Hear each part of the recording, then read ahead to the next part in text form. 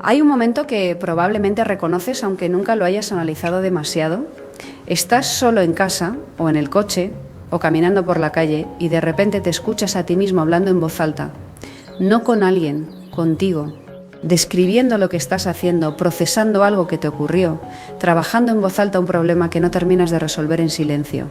Y si alguien te sorprende en ese momento, la reacción instintiva es sentir vergüenza, cerrar la boca, fingir que estabas cantando algo o que hablabas por teléfono, como si hablar contigo mismo fuera una señal de algo que hay que esconder. Pero lo que la neurociencia ha estado documentando en las últimas décadas sobre exactamente ese comportamiento va a cambiar completamente la forma en que te ves cuando ocurre. No solo no es una señal de que algo está mal, es evidencia de que tu cerebro está usando una de las herramientas cognitivas más sofisticadas que existen. Y las personas que no lo hacen, las que mantienen todos sus pensamientos perfectamente contenidos en silencio interior, pueden estar perdiendo algo que tú has descubierto de manera completamente intuitiva. Quédate, porque esto va mucho más profundo de lo que imaginas. Empecemos por entender qué está ocurriendo realmente cuando hablas contigo mismo, porque la explicación superficial, que simplemente estás pensando en voz alta, es técnicamente correcta pero completamente insuficiente para describir lo que realmente hace tu cerebro en ese proceso. Los psicólogos cognitivos tienen un nombre para este fenómeno. Lo llaman procesamiento externo. Y la distinción que ese nombre establece es fundamental. Hay una diferencia real y medible entre un pensamiento que permanece dentro, que circula en el espacio del monólogo interior silencioso, y ese mismo pensamiento articulado en palabras habladas en voz alta. Piénsalo de esta manera. Tu mente en estado normal de actividad es algo parecido a una estación de metro en hora punta. Hay información moviéndose en múltiples direcciones simultáneamente. Hay pensamientos que se interrumpen entre sí. Hay emociones que colorean los pensamientos y los hacen más difíciles de examinar con claridad. Hay memorias que se activan de manera asociativa y que llevan la atención a lugares que no necesariamente son útiles en ese momento. Todo eso ocurriendo al mismo tiempo, sin un orden claro, sin una jerarquía establecida de qué merece atención primero. Cuando hablas en voz alta, cuando conviertes ese caos en palabras secuenciales que tienen que salir en un orden determinado, porque el lenguaje hablado es lineal por definición, algo notable ocurre. Creas estructura donde había ruido, obligas a tus pensamientos a organizarse de una manera que el pensamiento puramente interno no requiere, y en ese proceso de organización aparecen conexiones, contradicciones y claridades que simplemente no eran visibles mientras todo permanecía dentro. Es la diferencia entre el Internet de banda angosta y la fibra óptica. La información es la misma, la velocidad y la claridad con que llega no lo son, y la ciencia tiene números concretos para respaldar esto. Los investigadores han documentado que las personas que vocalizan mientras buscan objetos los encuentran hasta un 50% más rápido que las que buscan en silencio, no porque hablar mágicamente haga aparecer las llaves, sino porque el acto de articular en voz alta lo que estás buscando activa el sistema de atención del cerebro de una manera que el pensamiento silencioso no logra con la misma eficiencia. Tu voz se convierte en un sistema de orientación para tu mente. Le dice exactamente dónde mirar y qué es relevante en este momento. Pero esto es solo la superficie del fenómeno, porque lo que ocurre a nivel neurológico cuando hablas contigo mismo es donde la historia se vuelve verdaderamente fascinante. Cuando articulan pensamientos en voz alta, tu cerebro no está usando una sola región. Está activando simultáneamente el área de Broca, que es el centro del lenguaje y la producción del habla, la corteza auditiva, que procesa lo que escuchas incluyendo tu propia voz, y la corteza prefrontal, que es la región asociada con el razonamiento complejo, la toma de decisiones y la resolución de problemas. 3 regiones distintas activándose en coordinación, cada una aportando su capacidad específica al procesamiento de lo que estás pensando. Lo que eso significa en términos prácticos es que cuando hablas contigo mismo, no solo estás pensando y simultáneamente escuchando tus propios pensamientos desde una perspectiva ligeramente externa. Y esa combinación crea algo que el pensamiento puramente interno no puede crear solo, la posibilidad de ser al mismo tiempo el que genera la idea y el que la evalúa. Eres el jugador y el entrenador al mismo tiempo, y esa dualidad es extraordinariamente poderosa. Pero aquí viene algo que va mucho más profundo que la eficiencia cognitiva y que probablemente explica algo que has notado en ti mismo sin haberlo podido nombrar del todo. Existe un concepto en psicología que se llama autodistanciamiento. Y es una de las herramientas más estudiadas y más respaldadas por la investigación en el campo de la regulación emocional. Lo que describe es la capacidad de crear distancia psicológica entre tú y la experiencia que estás teniendo, de pasar de ser la persona atrapada dentro del problema a ser el observador que puede verlo desde afuera con mayor claridad y menor carga emocional. Y hablar contigo mismo, especialmente cuando lo haces en segunda o tercera persona, cuando te dices a ti mismo tu propio nombre o usas el tú en lugar del yo, activa ese autodistanciamiento, de manera que los estudios han medido, con una consistencia notable. El investigador Ethan Kross de la Universidad de Michigan ha documentado que las personas que usan el habla interna en segunda o tercera persona, que se dicen a sí mismas algo como ¿qué deberías hacer tú en esta situación? O ¿cómo manejaría esto a alguien que admiras?, muestran una activación significativamente menor de las regiones del cerebro asociadas con el procesamiento emocional reactivo, lo que en términos prácticos significa que piensan con más claridad, toman mejores decisiones y se recuperan más rápido de las experiencias difíciles. No porque estén suprimiendo sus emociones, sino porque crearon suficiente distancia para observarlas, en lugar de ser completamente gobernados por ellas. Los atletas de élite lo hacen de manera sistemática. Los cirujanos lo hacen durante procedimientos complejos para mantener la concentración y reducir los errores.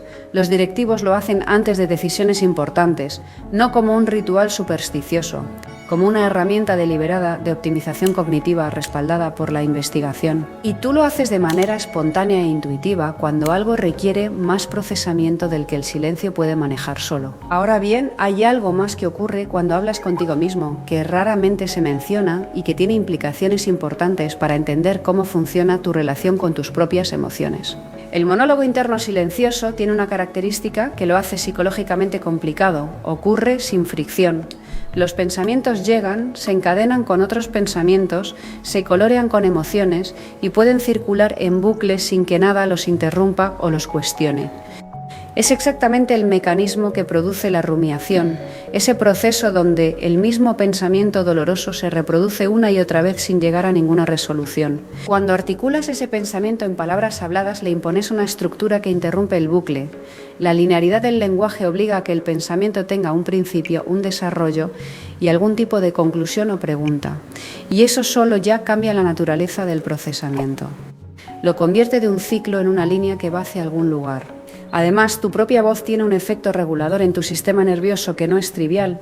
Escucharte hablar activa los circuitos de procesamiento auditivo de la misma manera que escuchar a cualquier otra persona, lo que significa que tu propio monólogo tiene la capacidad de regularte emocionalmente de una manera que el pensamiento completamente silencioso no puede replicar con la misma eficiencia. Los bebés se calman cuando escuchan voces, incluso cuando la voz que escuchan es la suya propia.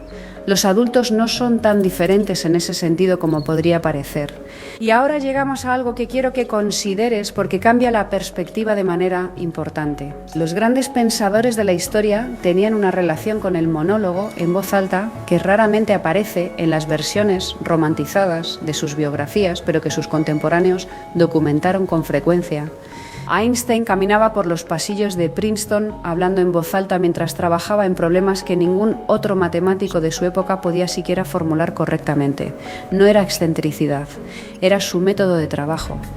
La verbalización era parte del proceso de pensamiento, no un síntoma de distracción. Tesla describía en voz alta las especificaciones de sus inventos con un nivel de detalle que asombraba a sus colaboradores, como si estuviera leyendo de un manual que solo él podía ver y que en realidad estaba construyendo en tiempo real a través del habla. Y no es solo una característica de los genios históricos que la cultura romántica de la ciencia ha tendido a idealizar. La investigación moderna muestra que personas en todo el espectro de la inteligencia y la creatividad usan el habla en voz alta como herramienta de procesamiento cuando la dificultad del problema supera lo que el pensamiento silencioso puede manejar eficientemente. Lo que Einstein y Tesla tenían en común no era principalmente el coeficiente intelectual, era la ausencia de vergüenza hacia sus propios procesos de pensamiento, la disposición a usar cualquier herramienta que funcionara sin preocuparse por cómo se veía desde afuera. Pero aquí viene algo que la mayoría de personas que habla consigo misma nunca ha considerado desde esta perspectiva y que puede cambiar completamente la forma en que interpretas no solo ese hábito, sino muchos otros aspectos de cómo funcionas. El habla en voz alta es fundamentalmente un acto de confianza en tu propio proceso. Es decirle al mundo, aunque sea el mundo vacío de tu cocina o de tu coche, que lo que estás pensando merece ser expresado, que tus ideas tienen suficiente valor como para recibir la forma de palabras reales, que el proceso de tu mente es legítimo aunque nadie más lo esté observando ni validando. Las personas que mantienen absolutamente todo dentro, que nunca se permiten ese tipo de procesamiento externo, frecuentemente lo hacen no porque no lo necesiten, sino porque en algún momento aprendieron que sus pensamientos no merecían ese espacio, que expresarlos en voz alta, aunque fuera solo para ellos mismos, era de alguna manera inadecuado o ridículo. Y eso tiene consecuencias en cómo procesan las experiencias difíciles, en cómo toman decisiones importantes, en cómo resuelven problemas que requieren más que una sola pasada de pensamiento silencioso para ser entendidos completamente. Ahora quiero ser honesto sobre algo que el entusiasmo por este tema a veces lleva a ignorar. Hablar consigo mismo es una herramienta, y como cualquier herramienta puede usarse de maneras que ayudan y de maneras que no ayudan tanto, el habla en voz alta que está orientada hacia la resolución, que examina el problema desde diferentes ángulos, que busca activamente una perspectiva nueva o una acción posible, es la versión que la investigación respalda como beneficiosa. El habla en voz alta que simplemente amplifica la rumiación, que repite el mismo pensamiento doloroso con más volumen sin añadir ninguna perspectiva nueva, no está usando la herramienta de la manera que produce los beneficios documentados. Está usando la mecánica del habla externa sin el elemento de autodistanciamiento, que es lo que realmente hace la diferencia. La distinción práctica es esta.